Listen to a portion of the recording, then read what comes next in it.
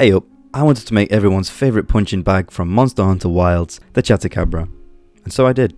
Here's what I did.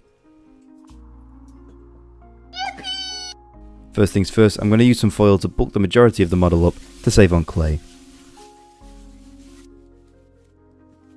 And I'm going to be using the scarcely available in the UK, incredibly expensive, detriment to my wallet, cosclay.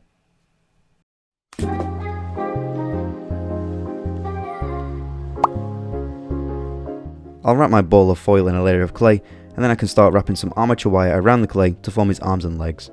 I figured I'd get this out of the way now, so I can avoid drilling into the model later on. Once I've smooshed the clay over all the pokey bits of armature wire, I'll wrap my sculpting block in a layer of foil to stop the clay adhering to the wood, and to save my sculpting block from looking like a crime scene when I start the painting process.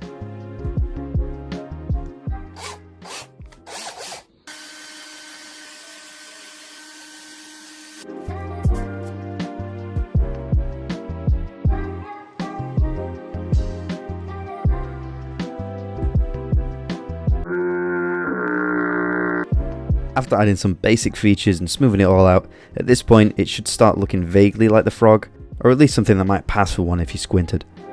I did half make one of his arms before I found out I wasn't recording, which I made by rolling up some semi-smooth spikes, squishing them into place, and then texturing them with a ball stylus.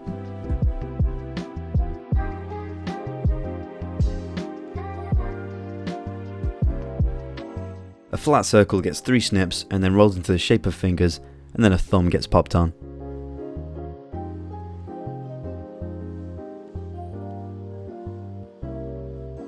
To make his head, I'm starting with the top half and indenting simple features like his eye sockets and nose, and then attaching a jaw. Once the jaw's all blended in, I can build up features like his eyebrow ridges and a few spikes, and then some pre-baked teeny tiny balls are his eyes, and then these get built around to give him that angry expression.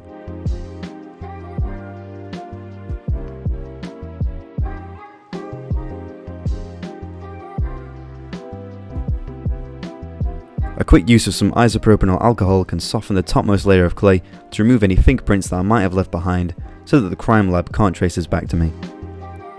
And also to smooth everything together. For his jaw, a lot of spikes need to be made. And this is the first time I'm not pre-baking spikes when adding them to the sculpture, and I have no idea why. Maybe I enjoy suffering, but it's safe to say though, I'm never making this mistake again. And you'll see why shortly. Anyway, it's time for some back spikes for his back, and these are a tiny bit flatter. I can then pre-poke some holes to jab them in place, but it's important at this point to have a little noodle break to piss off anyone with misophonia.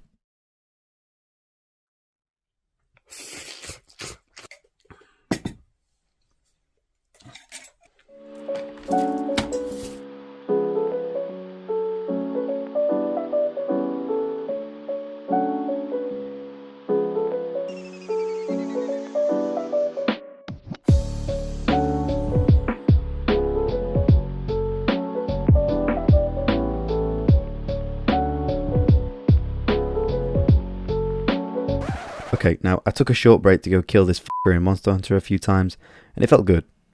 But when I looked over at my desk, I saw this. Now, you can imagine how f***ing furious I was at this, but it was my own stupid fault. I clipped some wound up armature wire that I put on at the beginning, not thinking anything of it, and clearly, that was what was holding up the entire thing. And the worst part being that all the unbaked spikes in his jaw were completely squished on the block, and there was pretty much no salvaging them. So after an entire afternoon of remaking the spikes and both the back legs, and even an arm, I could finally progress. Now, there's a large theme of spikes when it comes to this frog, so this is just the in-spiking process.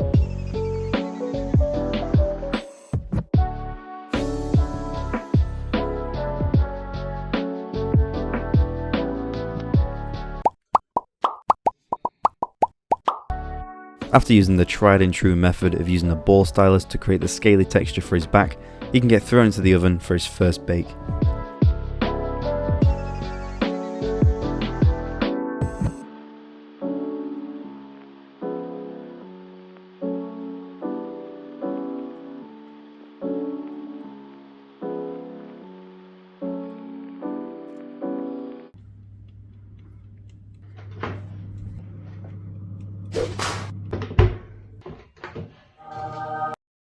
I'm layering on some clay here to give him that Reddit mod neck before smoothing it out and busting out some liquid clay. I've never used this stuff before, and up until this point I've had the brilliant idea of leaving most of the texture into this stuff, as I plan to dab at it with a brush to make tiny spikes, and this of course failed instantly because liquid clay is shockingly a liquid, and instead of spikes I got tiny puddles. Anyway, time to paint.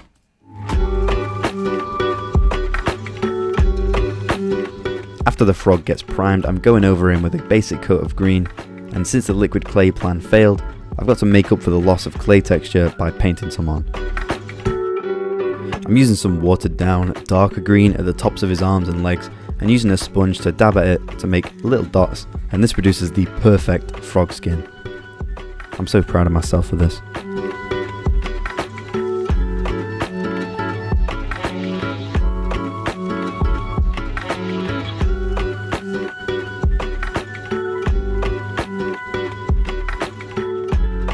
His head and back get that classic turquoise colour that he has, which spreads down both his arms and legs from the top. Honestly, using a sponge like this is probably the most fun I've had painting a model. I feel like I'm 6 years old again finger painting.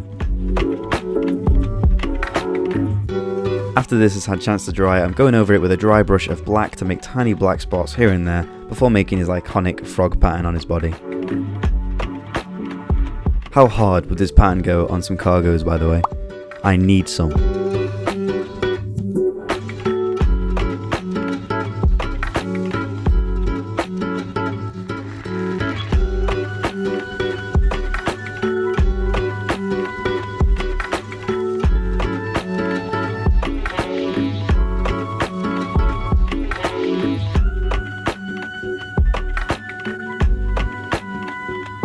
His teeny tiny frog eyes get a coat of yellow with a single black stripe down the middle, and that's pretty much it for the paint job, but for his mouth I have sculpted a big spiky tongue to jam in there, which I'll coat in UV resin for that glossy sticky look.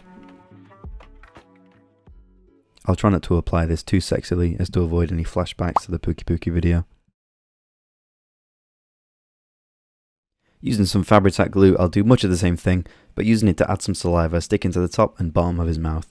And for the base, I'm going to need a base.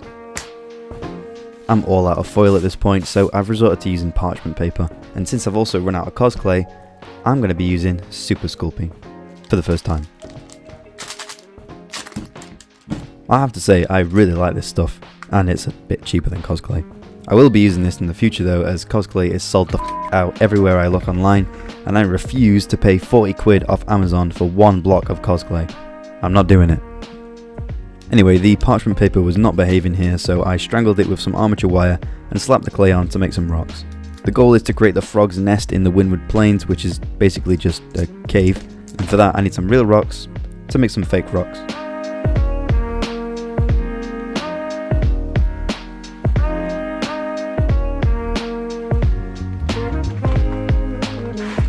These fake ice cubes that I impulsively bought off Amazon will serve as the fulgurite crystals that are scattered around the frog's lair and all over the windward plains. Except when I started placing them, I realised that they were comically oversized for this scale.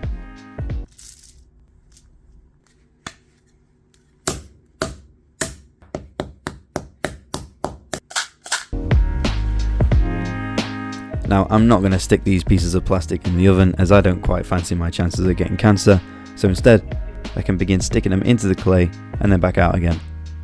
I mean, it's boring, but it's better than cancer, so.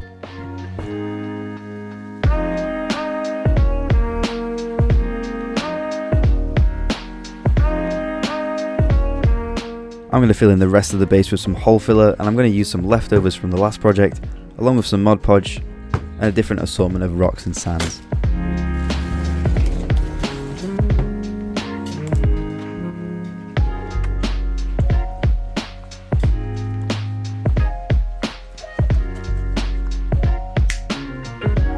Once this is all mixed up, I can spread it all over the base, poking at it with my brush to give it that rugged texture and making sure it all blends in with all the rocks.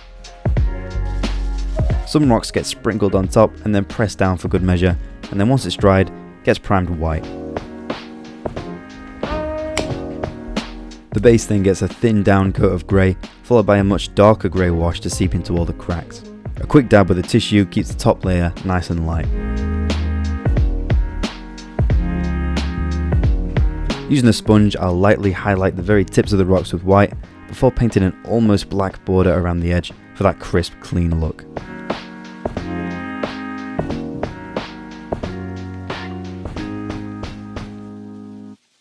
The last thing to do is to summon the frog into place and give him a matte varnish to remove some of the acrylic paint shine. Although I'm doing this in the garage unless I want to gas myself out of my own workspace. This varnish doesn't completely remove the shine that you might see just because of the lights that I'm using on my desk, but it's good enough. Once that's complete, we are onto the glamour shots.